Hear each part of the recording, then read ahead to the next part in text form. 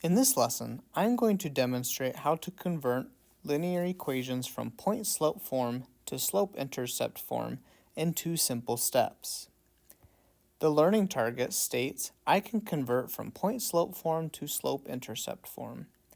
And the language target states that you know you can do this when, given a linear equation written in point-slope form, you identify and distribute the slope.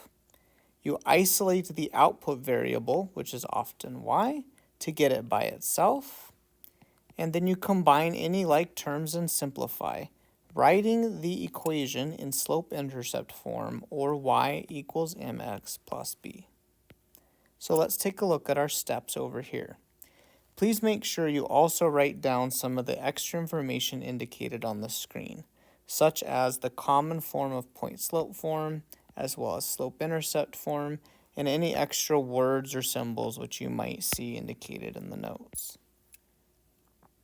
Up at the top, you can see I've reminded you what point-slope form generally looks like, has parentheses in it often, and then what slope-intercept form looks like, which means that y would often be by itself. Let's take a look at the steps. The first step is to distribute, often called the rainbow rule. It means multiplication, the slope into the parentheses. As a reminder, the slope is the m value. It's often the value that's immediately in front of the parentheses.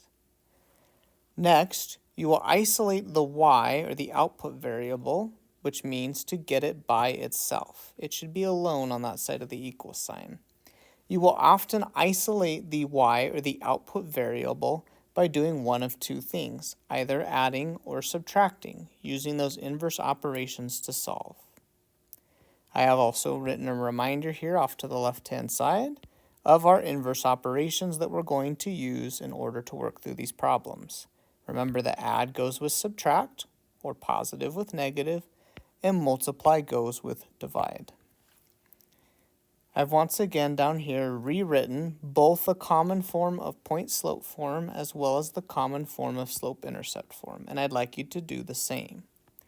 The directions here tell us to rewrite each point-slope equation in slope-intercept form, and that is what we're going to do using the steps outlined above. Let's take a look at this first equation. The first thing I want to do is clearly show my reader and myself what the left and right hand sides of the equal sign are. Next, I'm going to identify the slope and distribute it into the parentheses following my step 1. In this particular equation, I am noticing that the slope is this number out in front of the parentheses, and that number is a -3. Before I do any math, I'm going to quickly draw my arrows, indicating to myself that I need to multiply -3 by x, as well as -3 by a -2. That's going to be key to ensure we don't make too many mistakes. Now let's simplify from left to right. On the left-hand side of the equation, there's not any math for me to do yet, so I'm simply going to write y subtract 1 once again. I am also going to write down the equal sign. Next, it's time to distribute or multiply. First, I'm going to multiply -3 by the first term inside of the parentheses, which in this particular example is simply the variable x.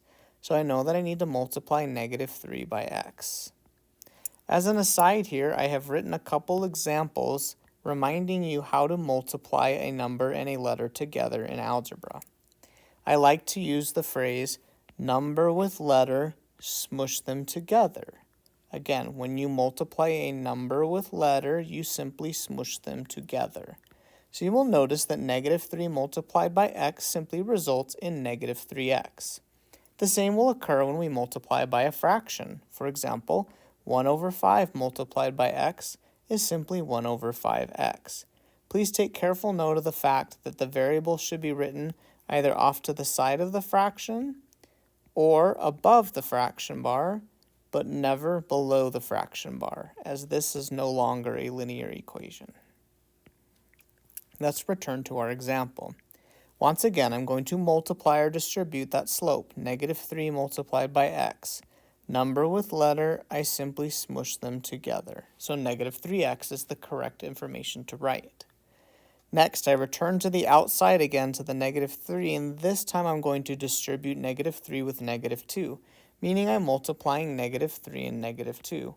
I know that the result is going to be a +6, so I'm going to write add 6 or +6. We have now completed the first step, which is to distribute the slope into the parentheses.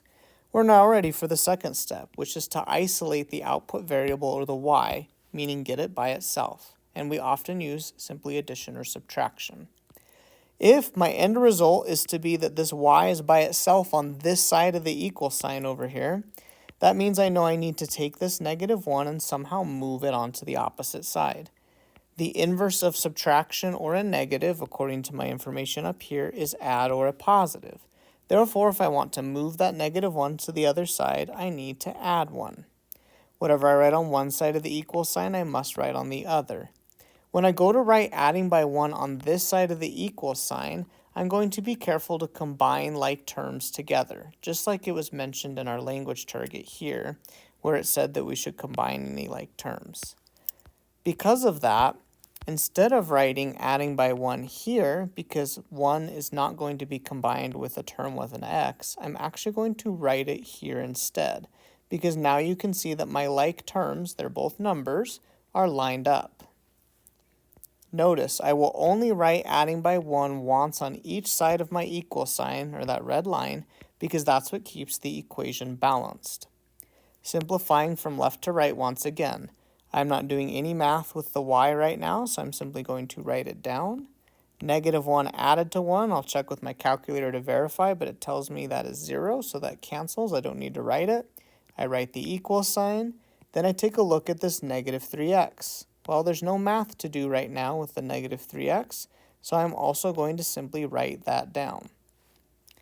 Now I take a look at this 6 added to 1. I can combine those two together because they're both numbers, and I'm just doing 6 added to 1 is a +7. I take a look at what I have written. Is the y by itself on that side of the equal sign? Yes. Are all like terms combined? Well, I cannot add a -3x and a 7 and call that 4x, because this term has an x in it and that term does not. It's simply a numerical term or a constant. Therefore, there's a good chance that I am done with this problem. Just to make sure it's nice and clear for my reader, I'm going to use the space over here to very clearly, carefully, and simply write this linear equation in slope-intercept form. And now that it's written in slope-intercept form, I can clearly know that the slope is -3. That would be down 3 over 1, down 3 over 1, down 3 over 1. And the y-intercept, or the point at which the line crosses or touches the y-axis, is +7. That information was not necessarily as clear when it was first written in point-slope form. Let's take a look at another example. Once again, my first step is to go ahead and identify and distribute the slope. I'm clearly showing left side, right side of the equal sign to make sure I don't make any mistakes. I'm underlining my slope and making sure to draw those arrows to remind myself that I need to distribute that slope into the entire parentheses. Let's go ahead and actually do that. As I simplify from left to right, I'm noting once again that I'm not going to do anything with y subtract 4, so I simply write it. I also simply write the equal sign once again. When I multiply 2 over 3 by the x, I'm once again going to use that concept of number with letter, just smush them together. So 2 over 3, or 2/3, multiplied by x is simply 2 over 3x. Next, I'm returning to the outside once again, and I'm recognizing that I need to multiply the 2 over 3 by the +6.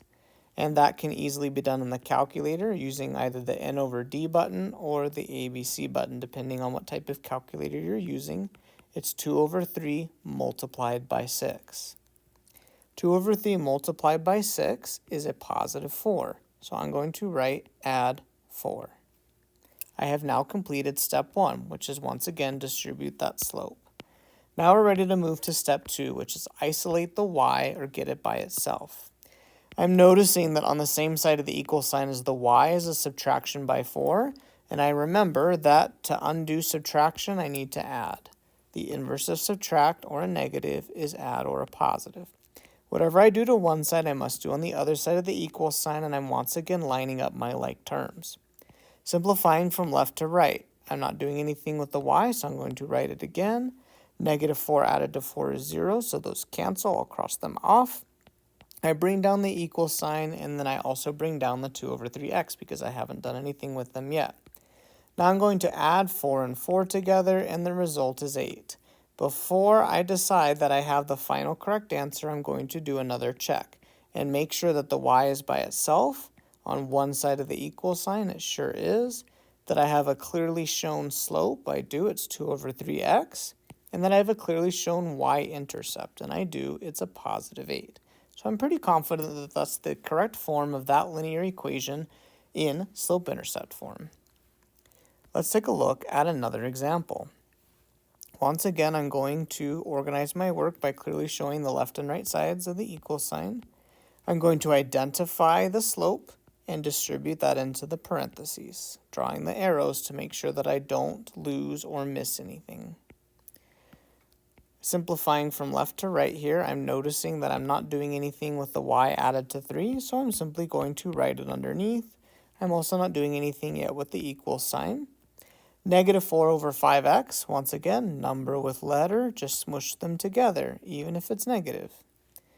Now I'm returning again to the outside to my slope, and I'm doing negative 4 over 5 multiplied by 5. Again, lots of different ways to make that happen depending on what calculator you're using or if you're using a computation table. But I know that the result is going to be a negative 4.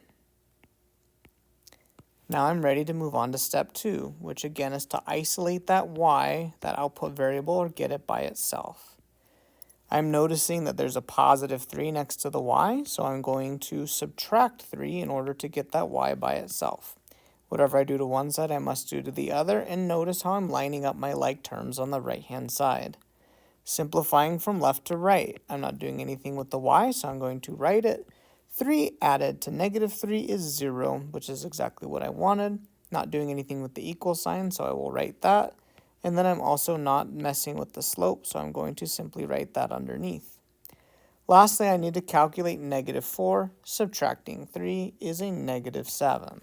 And again, to verify that I have an equation written in slope-intercept form, I'm going to check to make sure that the y is by itself on one side of the equal sign. It sure is. I'm going to make sure that the slope is clearly shown attached to my input variable, or my x, and then that I lastly have this y-intercept or b value hanging out at the end by itself, and I do. It's a negative 7. So I'm pretty confident that that equation represents the line in slope-intercept form. Let's take a look at another example. Once again, a good first step is always to clearly show left side and right side of the equal sign. I'm going to identify and distribute the slope, just like my steps say and just like the language target states. Again, drawing the arrows I highly recommend to ensure that you don't miss or confuse any pieces. Simplifying from left to right, I'm going to write the y add 2 because I'm not doing any math with it yet. I'm also going to write the equal sign. Now it's time to distribute. Number with letter, simply smush them together. Negative 1 over 3 multiplied by x is negative 1 over 3x. Next, I'm going to multiply negative 1 over 3 by a negative 9. Remember, that negative belongs to the 9 because it appears after it. Negative 1 over 3 by 9, once again, there are multiple ways to type that into a calculator or use a computation table, but I know that this is going to result in a positive 3. Next, I want to move to that step 2, which is to isolate the y or get it by itself. You'll notice I have the steps written here in a simplified form. So I know that if in order for the y to be by itself, that positive 2 needs to move to the other side. And I'm reminded that to undo a positive, I need to subtract or negative. Simplifying from left to right, I'm going to bring the y down or write it again because there's no math to do there. 2 take away 2 is 0. Bring the equal sign down because there's nothing to do with that. And then also write the slope once again, negative 1 over 3x. Lastly, I can combine these together, and I did a good job of making sure to line them up, put my like terms next to each other when I wrote that step, and it's a positive 1. Again, a final check before I confirm for certain that this is the correct answer. I have the y by itself on that side of the equal sign. I have a clearly shown slope attached to my input variable, or x. And then I have a positive 1, which is the y-intercept, or the v value, by itself at the end. And those are just a couple of examples of how, using the simple two-step process, you can easily convert a linear equation from point-slope form to slope-intercept form.